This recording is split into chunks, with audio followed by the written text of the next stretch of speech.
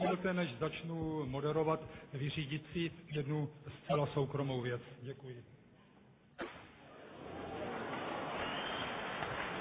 Pan minister rád byl předem varován, varoval jsem ho tiskem, je to moje ryzí soukromá záležitost. Zaslouží si to.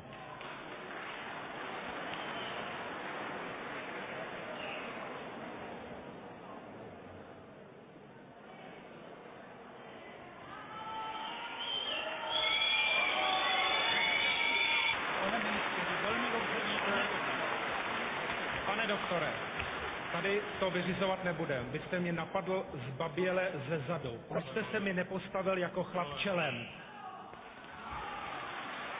Vy jste zbabělec.